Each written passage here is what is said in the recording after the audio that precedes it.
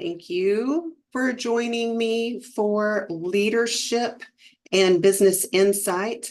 My name is Ann Bedford-Flood. I am president and founder of Next Gen Recruiting, ProSource Staffing, and Next Gen Executive Leadership and Coaching with Vistage Worldwide. We have quite a bit to cover today, and I want to be respectful of everyone's time. So let's go ahead and get started.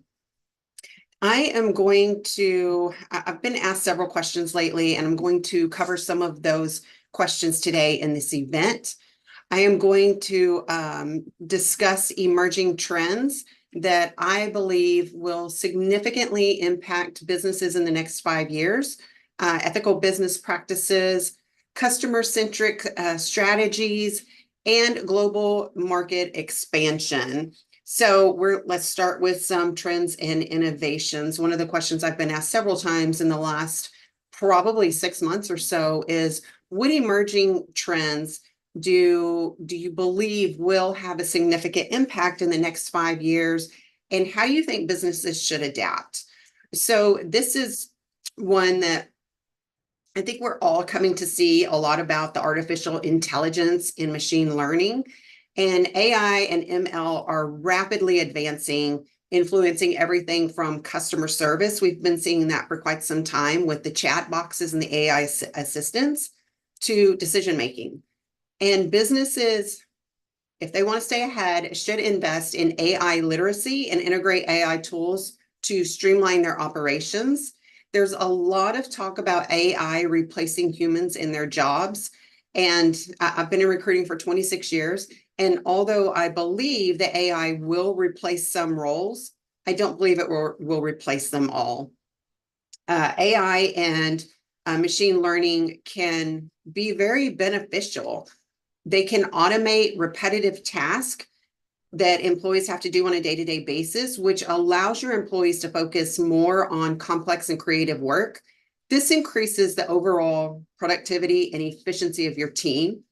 AI algorithms can process and analyze vast amounts of data much faster than humans can. So this capability enables businesses to gain a greater insight into their operations, customer behaviors, and market trends. AI systems can easily scale in response to a company's needs as well, whether it's processing data or handling more complex tasks. And by integrating AI and ML into their operations, companies can not only streamline their process and reduce cost, but also unlock opportunities for growth and innovation. I also believe that we've seen in the last 4 years, going on 4 years, the remote and hybrid work really advance more. Remote work and hybrid work have been very popular probably in the last 10 years, but when COVID hit, we saw it really take off, and companies started leaning more towards that. Well, now more people are back in the office, but many companies still have employees that are working remote, and they plan to stay that way. The shift towards remote and hybrid work environment is expected to continue. And companies need to be able to adapt to this by investing in digital collaboration tools, cybersecurities, and strategies to maintain employee engagement and productivity in a virtual setting. Sometimes this can be very difficult for some companies. If you don't have the right leadership in place, it can be difficult to maintain that engagement and productivity in that virtual setting. And we don't want our employees to feel like they're not part of a team. People need that. Even working in a virtual setting, they need to feel like they're part of something. And it's up to us as leaders to make sure that we're doing that. And we can do that by providing tools and technologies. So some of the benefits of remote or hybrid work are: remote work allows companies to really hire the best talent regardless of the geographical location. So this expands your talent pool and enables diversity in the workforce. It allows you to be able to hire someone from California if you're in Texas, or Florida if you're in Texas, or whatever the case may be. You can hire that talent that you need and put them in a remote setting, which really can benefit and help you grow your company. Whereas you might not have had that opportunity prior to remote work becoming so popular. And many studies have shown that remote workers are often more productive than those working in an office setting, due to in part, the fewer distractions and more control over their work environment. So we saw this so much with our clients when COVID hit and our clients started all working remote. We work in a variety of industries, and it didn't matter the industry, everybody was working remote, unless you were working in a warehouse or a production line, assembly line, something along that type of work. All of the clerical staff was working remotely.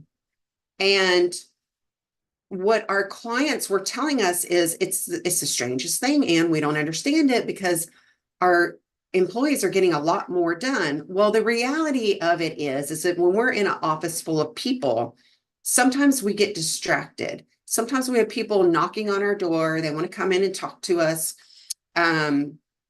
They stand around and discuss things that's going on in their personal life for 15, 20, sometimes 30 minutes. And when that happens several times a day, you're losing a lot of productivity. So that is why we saw the shift in companies being more successful. They're getting more done in less time. Companies can also save on the overhead costs like office space, utilities, supplies, when their employees are working remote or even hybrid. The flexible work arrangements also seem to improve the job satisfaction, leading to higher employee retention rates. We saw this. Remote and hybrid work models offer numerous benefits that can lead to increased productivity, better work-life balance, cost savings, and really just an overall satisfaction for both the employers and the employees. However, it is important to also consider the challenges and ensure that the right strategies and tools are in place to support these types of models effectively. So using tools like Zoom to be able to have conversations with your employees whenever they need to speak with you, it's no different than having employees in your office. They're going to have questions. They're going to need your support. They're going to need your backup. You need to be able to be accessible to them whenever they need that. You can designate times just like you would in your office. I'm available Tuesdays from 12 to 1 or 2 to 3. We can schedule some time during that hour to discuss any questions that you might have, because we don't obviously want to have those distractions throughout the day that really kind of is counterproductive. Another thing that we are going to see really enhance and develop is the personalization and customer experience. And with advancements in technology, there's a trend towards hyper personalization in marketing, product development, and customer service. And businesses should leverage data analytics to understand customer preferences and tailor their offers accordingly to that. You have to adapt to the trends, and adapting to trends will often require a combination of strategic planning, investment in new technologies, upskilling your employees, and sometimes even a fundamental shift in your business model. Be sure to regularly review and adjust these strategies in response to the emerging trends. This will be key in staying competitive and relevant in your business landscape. Make sure that you have someone, whether it's yourself or someone on your team, that is constantly on top of things that are changing and emerging. We're seeing things advance every single day, and it's important to stay on top of that so that you as a company can stay on top of those changes so that you're not getting left behind. Leadership and management. This is big topic that my clients come to me about.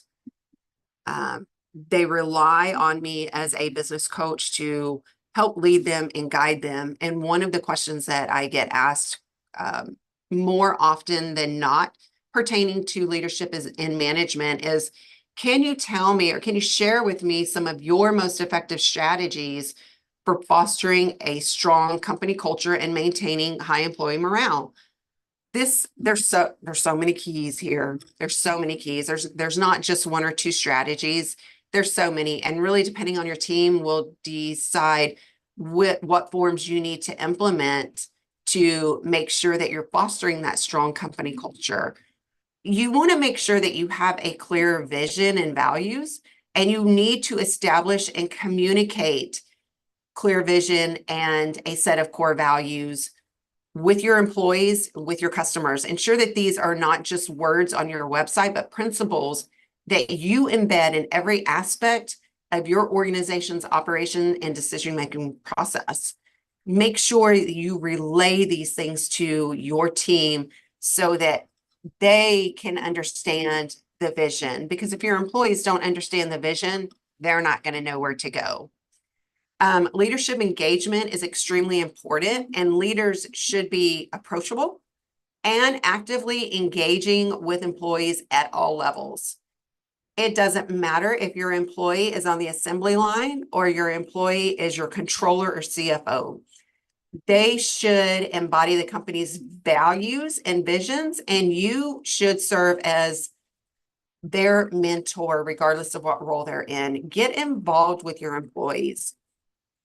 You are the organization. If you are the leader of your organization, you are the organization. They rely on you to guide them and lead them, and make sure that you're doing that. Get involved, be approachable. They're going to have questions, and you need to be actively engaged with your employees at all times. This leads to having an open and transparent communication. Promote those open lines of communication across the organization. Again, it doesn't matter what role people are in. Regularly share the company news, your updates and strategic decisions with all of your employees. Encourage feedback and genuinely consider it in your decision-making processes. I have several clients that have production lines, that have assembly lines, that have large warehouses, and they'll tell me, I don't really know how to connect with my employees that are out in my warehouse. My best suggestion to my clients that have this question and comment is get out on the floor. Go out on the floor and interact with the people out there. Let them know that you care. Let them know that they're important to your business, that they're important to your business. And you need to always make sure that you have employee recognition and appreciation days, whether it's once a month, once a quarter, once a year. Regularly acknowledge and reward employees for their hard work and contributions. And this can be through formal recognition programs, performance bonuses, or just a simple gesture of appreciation. Maybe ordering some lunch for your warehouse team, maybe order in lunch for your accounting team or everyone in your organization. This is irreplaceable. We are now in a era where people have decisions. People have choices where they go to work, and they don't have to work for you.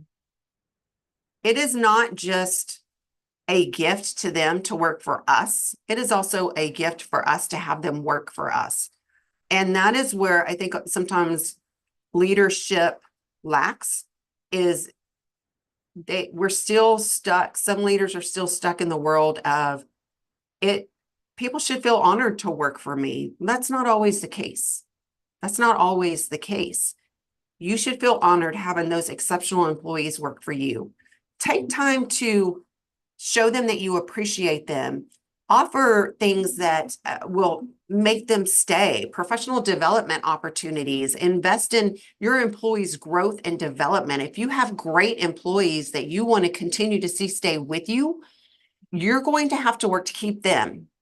Provide training, do workshops, have mentoring programs and career advancement opportunities. This shows that the company is invested in their long-term success and growth, not just your long-term success and growth. If you invest in your employees, they're going to stay with you. They're going to commit to you. It's a two-way street. This is not a one-way road anymore. Create a positive work environment and that is supportive and inclusive and collaborative. Encourage your team to collaborate, teamwork, and foster a sense of community within the workplace. Sustainability and ethics. So how do you balance profitability with ethical considerations and sustainability in your business practices? Balancing profitability with ethical considerations and sustainability is increasingly becoming a core aspect of successful business practices. Sustainability is something that a lot of companies are turning to. Adapting sustainability practices often requires some upfront investment, but it can lead to long-term savings and profitability. However, I suggest that starting with some of the cheaper things that you can do, such as investing in energy efficient technologies, sustainable materials, or waste reduction processes. For example, using LED lighting, power smart strips, and advanced energy management systems can cut power to devices whenever they are not in use, preventing energy waste. Something as simple as turning off lights in the room when no one is in there is a great way to save energy. I know in my office, I can walk into our storage room. There's no one in there. Someone went in there in the morning. The light's still on. Now, for me, in the past, I've never really, up until the last several years, thought about the sustainability portion of it. It just drove me insane that the light was on. Like, there's no one in here. Why are the lights on? Turn the lights off. That's a great way to save energy. It's a big topic these days, is how can we conserve? And that is one of the ways that you can do it. Just simple ways that doesn't cost your company a lot of money is changing out the light bulbs, using those smart power strips and advanced energy management systems. It's just an easy, cheap way to prevent energy waste. So adapting to change, and this is a big challenge sometimes for a lot of not just leaders, but even employees in an organization. What are ways to adapt to change? How has your company successfully navigated major industry changes or disruptions, and what lessons have you learned from these experiences? I will say that successfully navigating major industry changes or disruptions is a critical challenge for businesses. It requires adaptability, foresight, and strategic planning. Embrace agility and flexibility. Companies that are agile and quickly adapt to change are more likely to succeed during disruptions. This can involve being flexible in business processes, decision-making, and adapting to new market conditions. Building a flexible and adaptive organizational structure can help businesses pivot quickly in response to change. Make sure that you're investing in technology and innovation, keeping up to date of technological advancements, and investing in innovation can help companies stay ahead of industry disruptions. This might involve adopting new digital tools, automating processes, or exploring new business models. Continuously invest in technology and innovation is crucial for the long-term survival and competitiveness of your business. Have a strong leadership and vision. Effective leadership is essential during times of change. We are leaders that our teams are relying on us to guide them. And leaders who communicate a clear vision and guide their team through transitions can make a significant difference. Strong leadership that inspires confidence and provides clear direction is key in navigating uncertainties. And the last several years have been uncertain, and it's up to us to make sure as leaders that we are confident and we provide the clear directions that our team needs in these uncertain times to continue to move our businesses forward. Employee engagement and training is an absolute must. Engaging your employees and providing them with necessary training and resources to adapt to any new changes is vital. Informed and skilled employees are better equipped to handle transitions.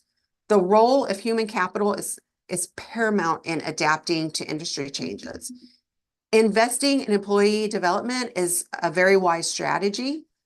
So make sure that you're constantly investing in your employees when it comes to training. They need to be up to date on everything that is involved within your industry. You do not want to fall behind.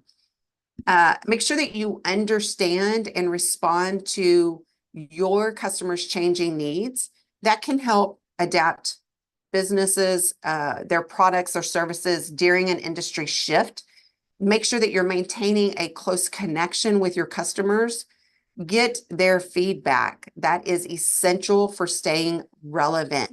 In our organization, we make sure that we meet with our clients at least once a quarter so that we can get a true understanding of what their needs are. Sometimes needs change over a short period of time, and sometimes it might be a couple of years, but we don't want to get left behind. So we make sure that we're always staying up to date on what our customers' needs are.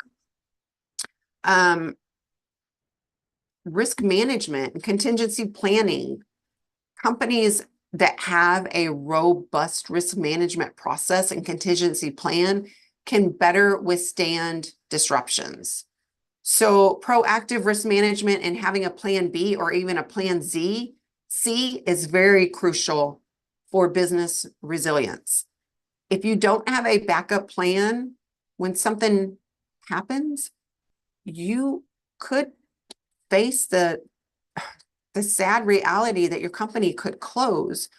COVID was a great example of that. We always made sure that we had a plan B if something terrible were to happen. We've been through recessions, so we expected recessions to come about. We planned for that. We never expected something such as COVID to come in and hit us like it did. But luckily, because we had the plan B in place with recession, we were prepared for COVID. So what does that look like? For us, it was about not borrowing money. We maintained a strong financial foundation with an adequate amount of reserve that could provide the necessary buffer that we needed to get through the tough times. Financial health is essential whenever something terrible happens. It can make or break a company during disruptive periods that we saw, such as COVID. If it was not for the fact that we were financially prepared during COVID, we would have closed our doors. We saw it happen to many other recruiting firms. They could not withstand what happened, the pressure, the financial pressure that COVID put on their business, and many of them closed their doors. We were prepared for this. We don't have credit cards. We don't have lines of credit. We don't have loans. And I understand, I know that that's not a possibility or a reality for a lot of companies. And I've even had companies tell me, well, you don't have a product that you sell. No, we don't have a product that we sell. We sell a service, and that service is people. And we still had to maintain our payroll no matter what. So we didn't necessarily have a product, but we still had to pay people even during that terrible time. We had employees working, we had to pay people. And when our business went down, our invoicing went down, we still had people to pay. We were prepared enough that we had that financial we were financially healthy to where we could get through those hard times. Make sure that you're maintaining open lines of communications with your stakeholders, including your employees, your customers, your suppliers, and investors. Being transparent and having frequent communication builds the trust, and it helps you manage the expectations during transitions. Learning from others, observing and learning from others, how other companies work, including your competitors, is important.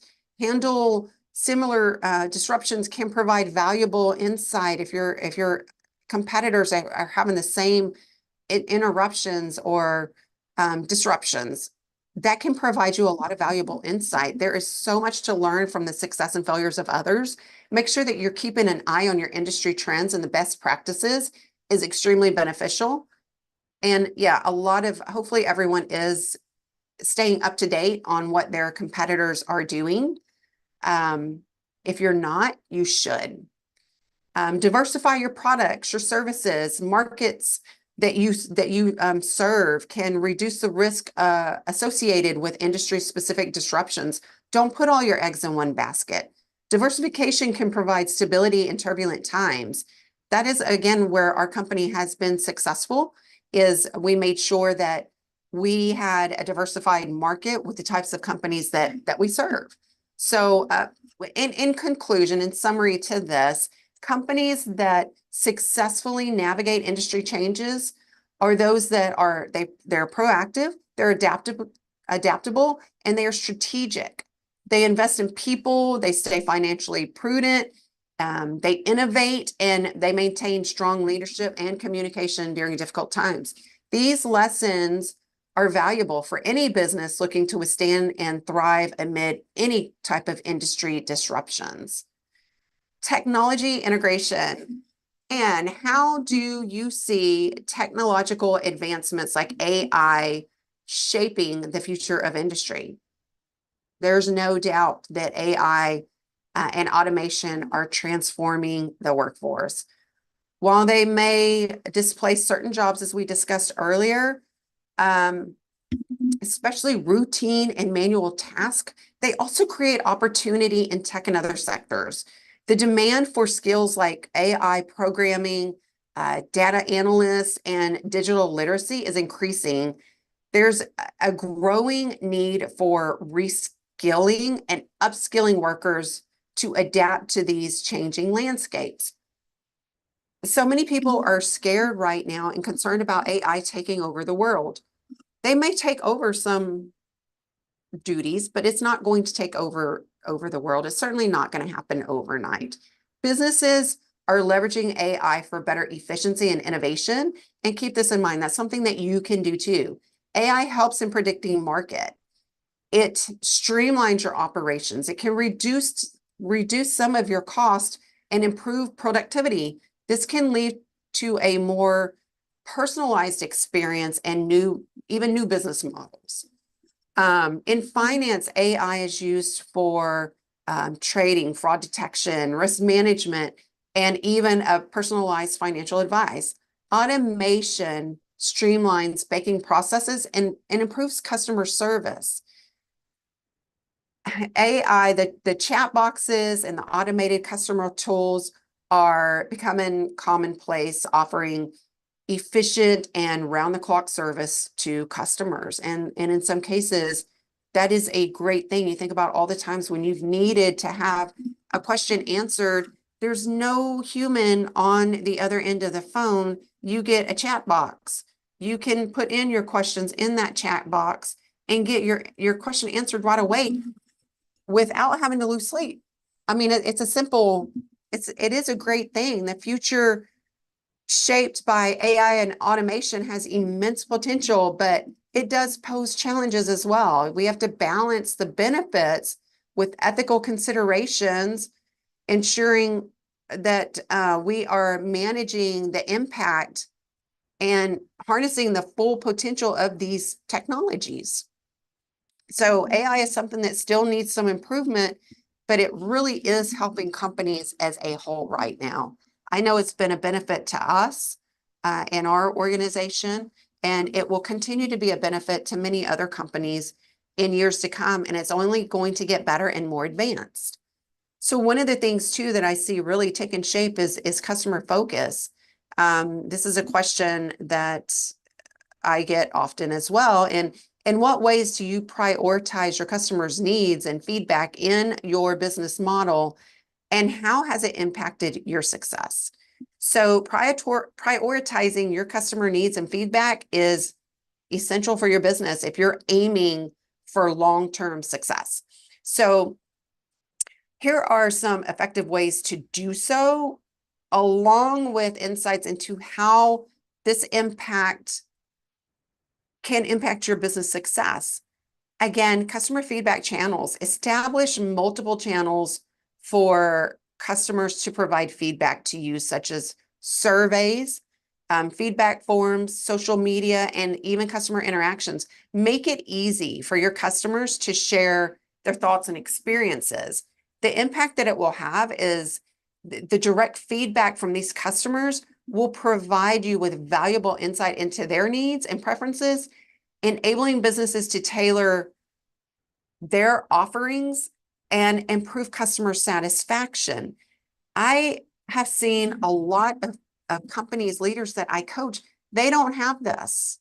They don't have a way to get feedback from their clients. You can use even something like Survey Monkey, I believe is what it's called, where you can send them a link, have them answer questions anonymously, and it will give you an idea of where you're succeeding and where you're failing in your business. Make sure that you are actively listening to your customers when you're talking to them, listening to what they are saying, both directly through feedback and indirectly through their behavior and purchasing patterns is important. Make sure that you're engaging with them on social media and other platforms to understand their views. Engaging with your customers builds trust and loyalty, and it shows that the business values their opinion, leading to a stronger customer relationship. You want to foster a customer-centric culture within the organization. Ensure that all employees understand the importance of customer feedback and that they're motivated to act on it. And when the entire organization values customer feedback, it leads to better customer service, improved products and service, and a much stronger brand reputation. Make sure that you're constantly reviewing the feedback and make any necessary changes to the products, to the services, and the policies. Be agile enough to respond to the changes that your customers need. By being responsive to customer feedback, it keeps the business relevant and competitive, and it enhances your customer retention and attracting new customers. Use personalization. Using customer data to personalize experiences, products, and services. This can range from a tailored email marketing to customized product recommendations. Personalization enhances the customer experience, and it increases engagement, and it often leads to higher sales and customer loyalty. So again, make sure that you're closing that feedback loop. Give your customers, when your customers provide the feedback, especially if it's a complaint or a suggestion, close that loop by following up with them and let them know that their feedback was heard and what actions are going to be taken. Show your customers that you value their opinion and that in turn, you can turn a negative experience into a positive one. You can turn it into something wonderful.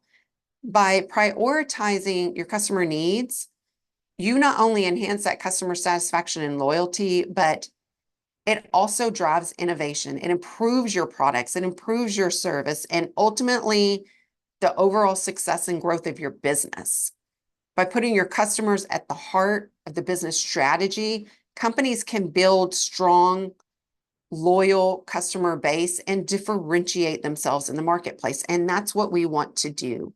As leaders and of our organization, we want to be different. We want to set ourselves apart from our competition. That's why you need to make sure you're constantly researching and studying your competition. If you don't have time to do it, you need to find someone in your organization or an outside source that can.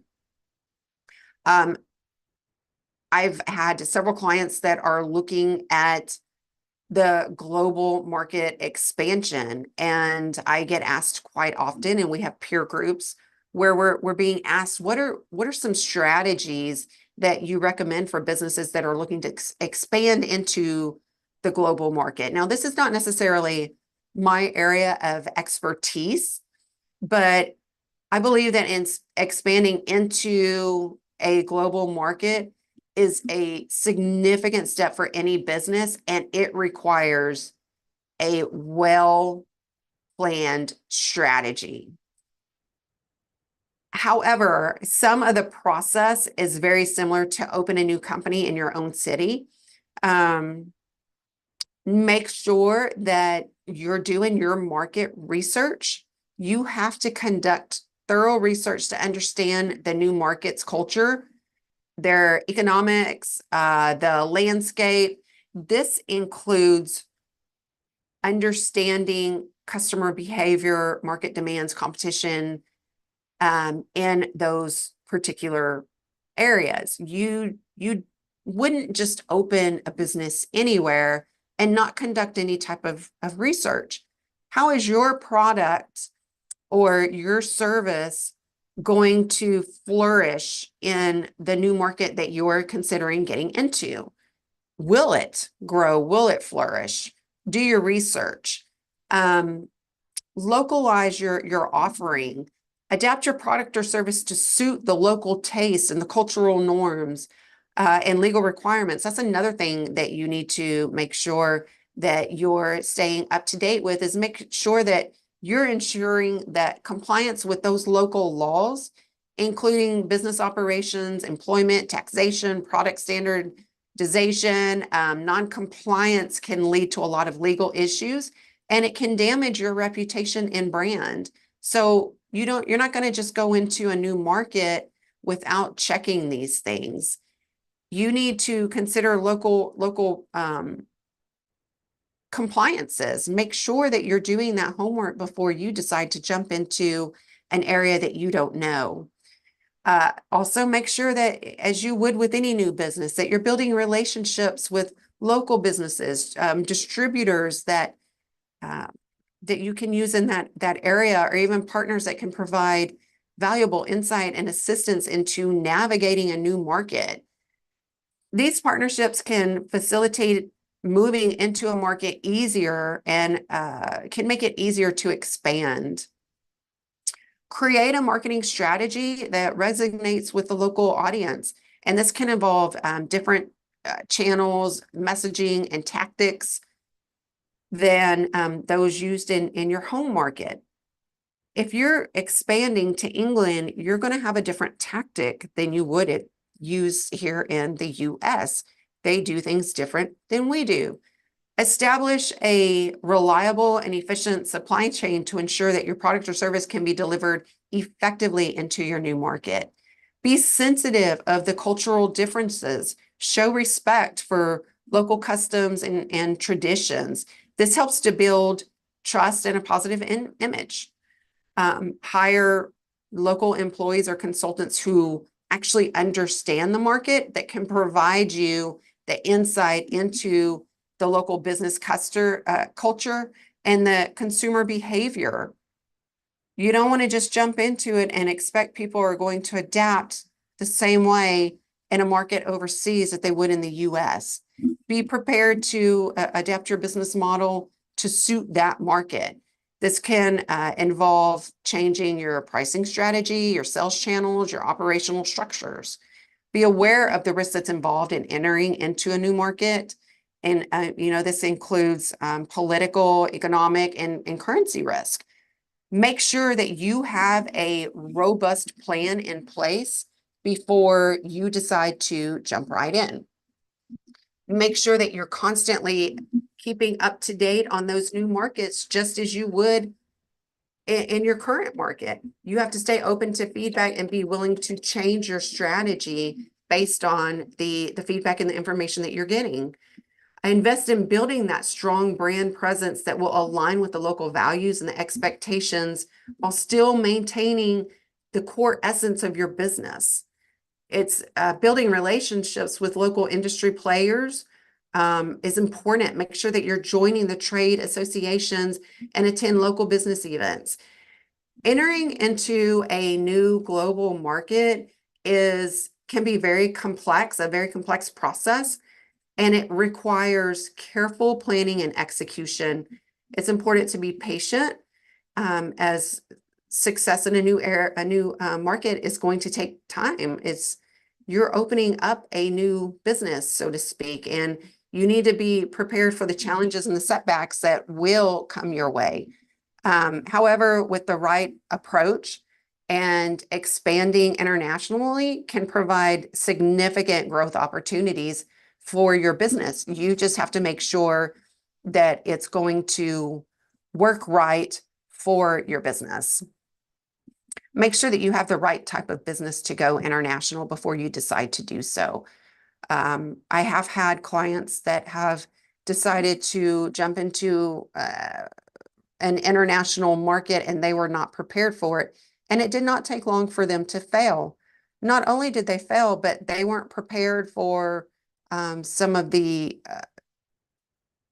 hard times that they were going to be dealt because they did not do the research before they went into a new market. How do you encourage work-life balance in your organization, and what impact has this had on employee performance and satisfaction? This is actually a question that I ask my clients before I work with them. How does your company handle the work-life balance? Is that important to a leader? Because for every leader, that's not always important. Some leaders feel like work-life balance is the employee's problem, not mine. This is a topic that is becoming more and more popular by the day, and people are feeling burnt out. It is your problem too. If you are a leader, it is your problem too. And you need to be encouraging work-life balance in your organization. And this can have a significant positive impact on your employees' performance and satisfaction. Allow them to have flexible work schedules. This can help them balance their personal and professional lives. And this can lead to increased job satisfaction and reduced stress level. Allow them to work remotely, provide opportunities for remote work or even hybrid work. Even if it's just part-time, this can significantly reduce stress, and it can provide employees with a more comfortable work environment, and that leads to overall better well-being. Give your employees paid time off. Encourage them to take the time that they are entitled to. This will prevent burnout and it will promote a healthier work-life balance. Ensure that they are taking their leave it's culturally accepted and not frowned upon in your organization. It should not be. It is important that they have this. I encourage my employees to take their time off. And this is a struggle that I've had with my employees is they don't take the time off. It's not because I don't allow it. It's because they just don't do it. I'm like, you've been here 10 years. You have 5 weeks worth of vacation.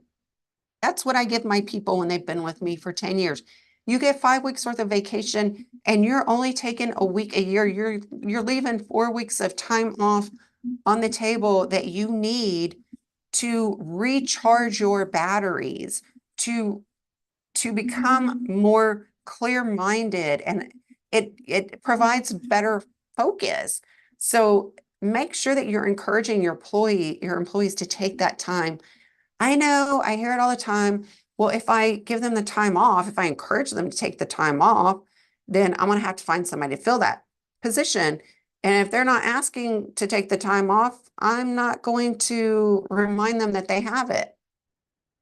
Really, it's important that you make sure that you take those happy, productive employees and give them what they need to be better for you, because that is where it's going to lead. If you allow them to take that time off and you encourage them to take that time off, they're only going to come back and be better for you. They're going to be more productive for you. So encourage it.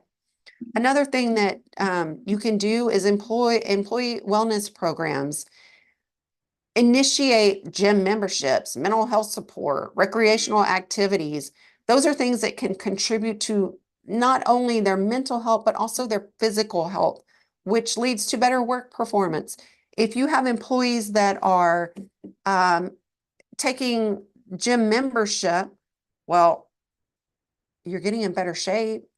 That's going to be less time at the doctor. Encourage those things.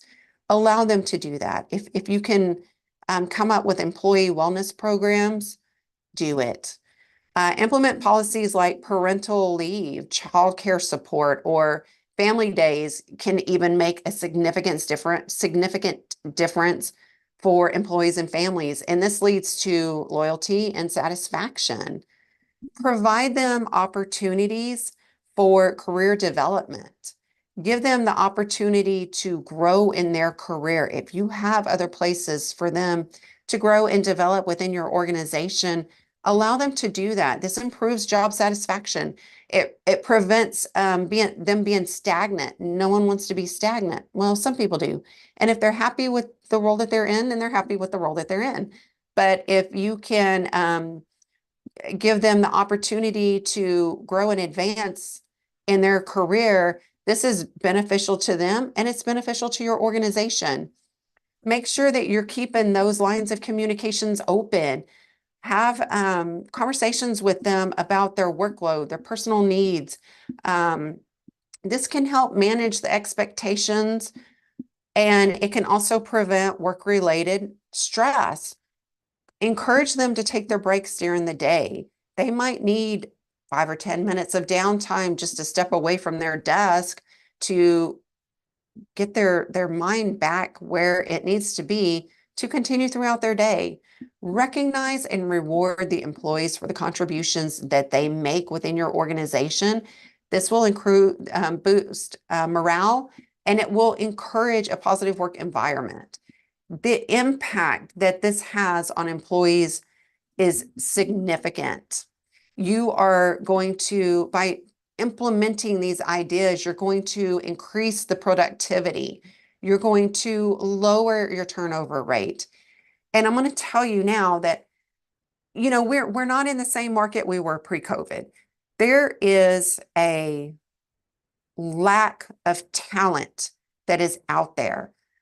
And everybody keeps saying there's not enough people in the workforce. There's not enough people in the workforce. And there isn't.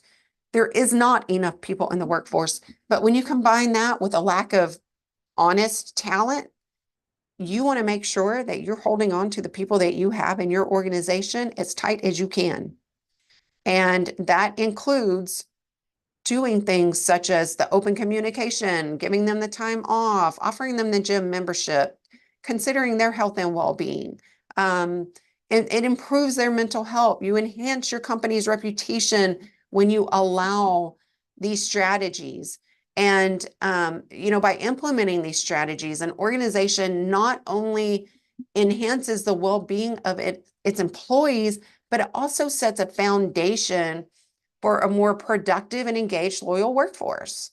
So those are really, I have been asked so many questions in the last year, and there's just not enough time really to answer all the questions that I've been asked and how to address them. I hope that I was able to answer some of your questions. And if you have any additional questions, we're running out of time. I did have more that I wanted to cover, but we're running out of time today. And as I said, I want to be respectful of your time. I want you to come back. I want to be able to have conversations, deep conversations with you as leaders and managers about how we can be better leaders and managers and how we can move our company forward. Because a lot of times, if we're stuck where we are, sometimes it's our fault as leaders. It's not always the employees. We can't always blame the employees. Sometimes it's our fault as leaders, and we need to be better at what we're doing each and every day. So if you have questions for me that you would like to have answered in the next session that I do, and I usually try to do these once every 2 weeks, sometimes every week, then I will be happy to answer those questions for you. I appreciate you joining me today for this episode. And again, if you have any questions that you want to have addressed, please reach out to me. Otherwise, I hope that you all have a wonderful and safe holiday. Enjoy Christmas. Take time to be with your family. I wish you the very best ending of this year. And I will be back. I'm not sure if I will be back next week or the week after, after we get back from New Year, but I look forward to seeing you all soon. Again, any questions that you may have, please send them to me. If we are not connected, let's connect. I would love to get to know you better. I would love to be able to provide value in the content that I share, and I want to learn about you. So for now, that's all that I have. Everyone have